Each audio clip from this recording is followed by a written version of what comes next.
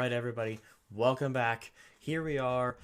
It is time for the qualifiers of the Summer Showdown, the third tournament of our season.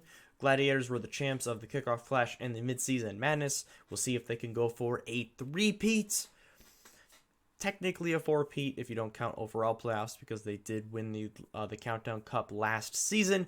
But in any case, we're going to see if another team can unseat them. We are going back to the separate regions for this tournament, and I believe for the Countdown Cup, we're going to go back to both. I would assume that's what they would do, alternate them. So it's going to be, back to our separate West and East. But in any case, we're going to jump right into the predictions. Junker Queen now in the meta. What's she going to do? Is she going to make a huge impact, a little impact? I think she makes a big impact. We saw a lot of play from her in Contenders. And while I think we're going to still see some other tanks, particularly on certain maps, ones that are a little more open, where you can pretty easily make space between yourself and an enemy team, and control points are always, always a little bit of a toss-up. Teams often go a little bit more off the reservation in terms of meta on those. But I do think Junker Queen is going to be pretty central in this meta and pretty important. So, without further ado, we've got the London Spitfire taking on the Florida Mayhem. A little rematch from the Mid-Season Madness. I'm going to go Florida here. I think it's close. I'm going to say about 3-1. The only thing I'm worried about with London is Junker Queen, assuming we get a meta from her. She's a brawly tank. She's close quarters. If you guys have seen any gameplay of her, you know that. If she's just a better brawl of Rhine, London might be in some trouble here. They might have to really adapt, or just straight up go to the Junker Queen themselves. Hey, maybe Chotty, maybe funny that just kind of became like his, everybody calls him that like now at all times. No one actually calls him Hottie anymore. But in any case, he could pick up the Junker Queen really well and start to pop off, and then they could have a bit of an advantage because they're already used to the brawly composition. But early on, I'm going to give a little bit of an edge to Florida. I think this meta is going to suit their DPS players really, really well. Hydron, Xe, Checkmate is a really, really good trio, and they have nice coverage. If they have to play double hit scan, they can, or, the projectile. We've seen a decent amount of Genji and Sojourn. So they have really good coverage on those heroes. So I'm going to give them a slight edge in this one. Like I said, 3-1 in a close one with a lot of maps going down to the wire. And you got Houston Outlaws taking on New York. Wow, I'm a dummy. I got to do my Pickems. All right. Anyway, two teams, each region. Bonus points for winner. It's a tough one. I'm going to go Gladiators again. Can't go wrong with the Glads. It's Atlanta's time. We're going to go for a little bit of an upset. No shock this time. And in the East, this is a tougher one. Say Shanghai kind of gets their crap together. Spark, Philly, Soul. Let's go for the Soul Redemption arc. All right, there you go. Locking it in. Oh, I need to log in. I was gonna say, wait, why is it locking me out again? Okay. Well-tuned machine here. In any case, Florida, 3-1. Next, New York Excelsior taking on Houston Outlaws. So, Outlaws are having some turnover in their roster. Apparently, so we got reports that they're shopping the package of Piggy, Pelican, and Iris. Apparently, there's like some internal. I don't know about like toxicity or like fighting per se, but like the report is that like Dante wants to be back on DPS now, and there isn't really quite kind of room for that, and just like synergy issues just in game. So made a couple of pickups now, and it looks like we're going to be heading in that direction where this is a different Houston roster that we see. So I think that's going to give New York a bit more of a chance in this one. New York had some really close matches last stage. It was nip and tuck. Like you're getting to two maps. They just couldn't get a win going. I'm still going to go Houston though. This is still a good enough roster. No matter what they kind of do, if they plug some of the new pieces in right away, or if they roll with this roster until they're able to find a team to send. Apparently they're trying to send like I said, all three of those, an Iris, Pelican, and Piggy. Again, even with that, I still trust them a little bit more than New York here. The Excelsior just haven't quite been able to just find wins. They can't clutch up in a lot of factors. It's especially control maps, they've just kind of struggled with. And when they get to those map 5s, it's not quite in the cards for them. Kellen, has been the most maligned figure in the lineup. I think he has played well, but, arguably the weakest link in the roster. I think most of the people would say weakest link in the roster. And tank is probably going to be the most important thing right now. It usually is.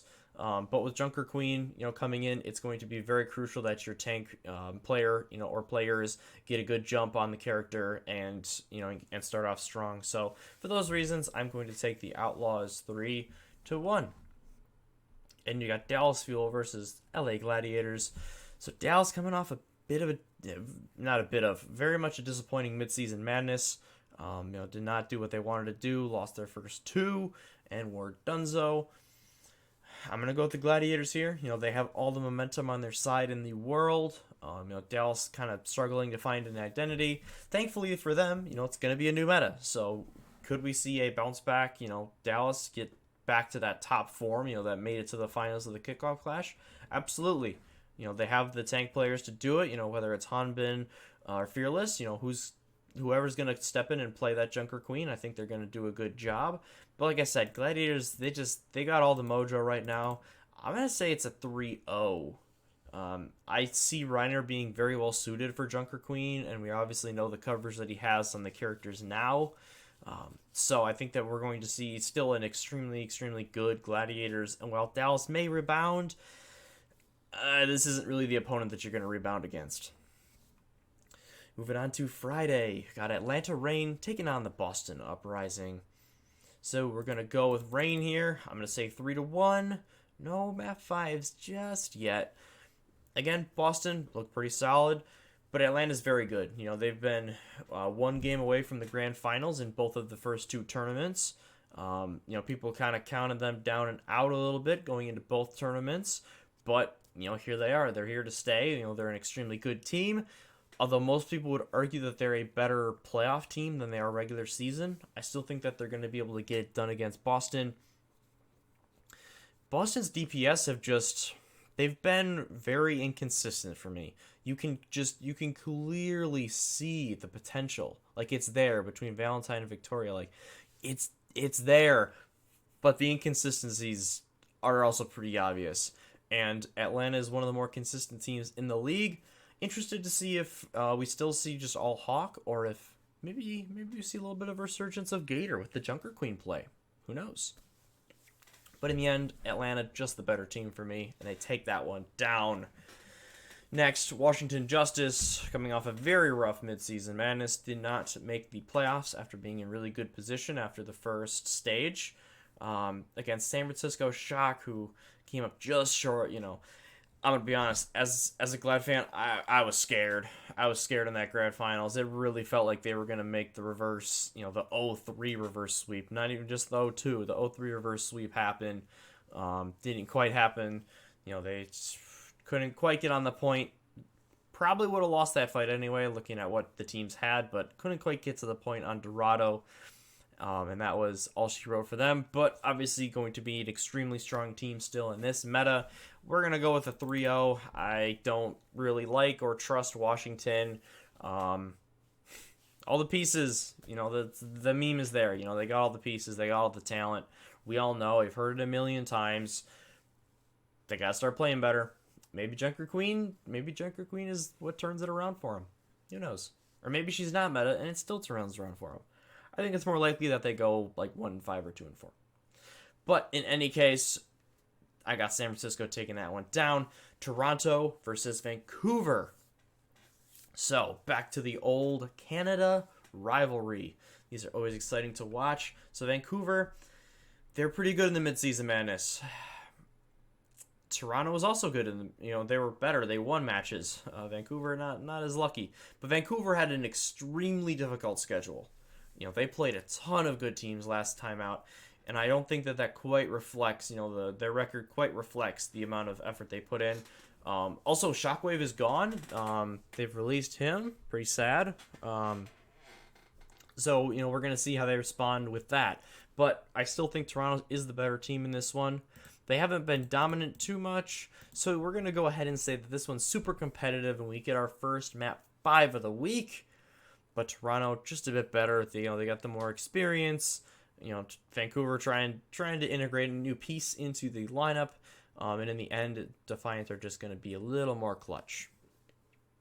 London Spitfire versus Boston Uprising. This is one that I feel like I never really know how to predict. I feel like the team you think is going to win just never really does.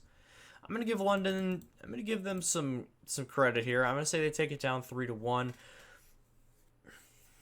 Like I said, at first when I started thinking about this, the potential metas coming out, I was like, man, London might be in trouble. But the more I think about it, if it does end up being very brawly, they're a great brawl team. They're the best brawl team. We talked about it all midseason madness. So, this could work out very well for them potentially. Even if some of the characters are switched up, if it's not Reinhardt, if there's one of the DPS is switched, they have the cohesion and the how to play and how to call these kind of comps. So I think that they're going to be just fine, and they're going to take down Boston 3-1. Paris back in action, taking on the Washington Justice. Yeah, this one's kind of ugly. I'm gonna go Washington 3-2. Paris shown some strides, kind of fell off their last few of the midseason madness, was a little disappointed, so I just don't trust them to be able to win a match. Washington has struggled. Yep, they've been pretty darn bad, but I do trust them to beat some of the the very bottom tier teams.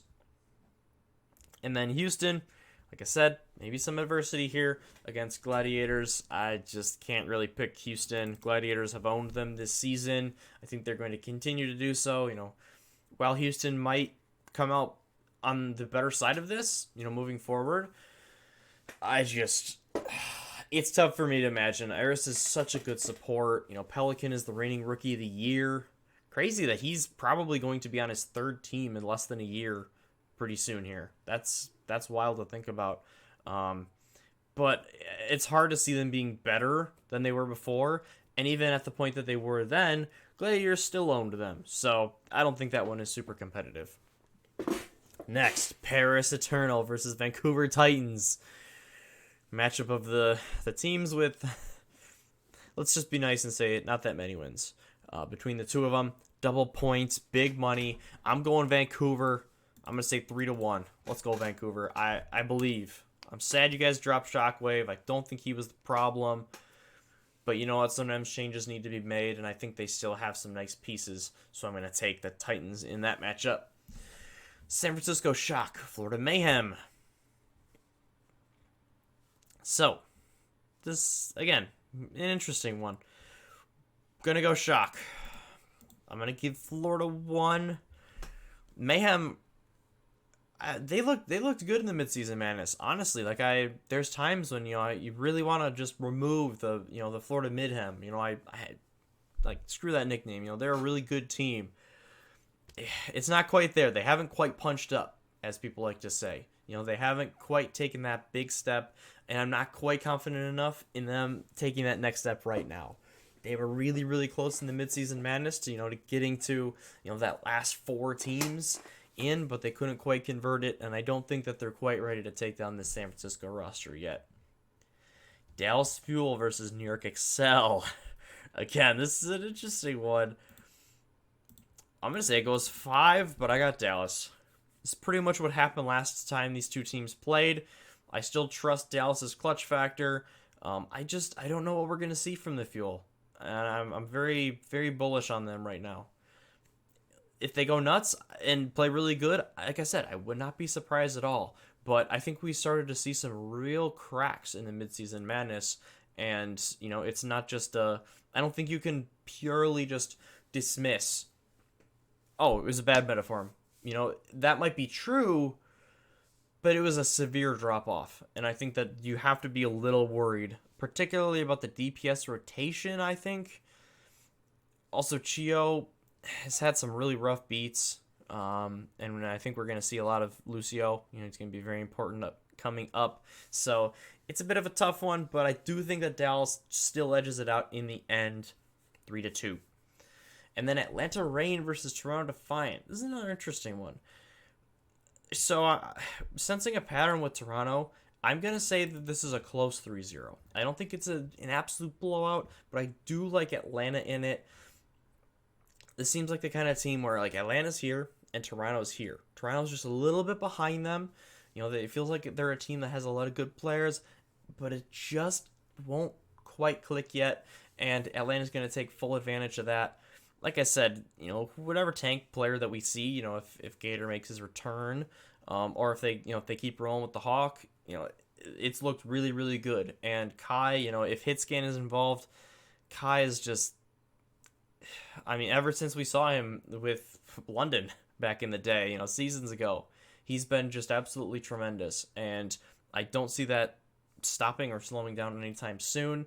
They got a great Lucio player in OG, so I don't see a lot of weaknesses with this team, and I think they're pretty meta impervious. I think them and the Gladiators above all teams in the West. You could put San Francisco in there too. That'd be fair. They're just pretty immune to meta shifts, and they roll with the punches. So there you have it. Those are my predictions for week number 1. We do not see the East in action until the 19th, week number 2. So we will hold off on those predictions for now. We'll lock in our crystal ball. But there you have it. Picks for the week. Let me know, as always, what you guys think down in the comments below. Which teams do you see emerging and being amazing? Which teams do you think are just going to kind of suck? I'm very curious to hear your thoughts. But other than that, thank you very much for watching. I hope you have yourselves a wonderful weekend and are excited to watch the return of Overwatch League. These couple weeks in between always feel so long, but hope you're able to watch some matches, get out, enjoy the summertime, and we will see you guys in the next one.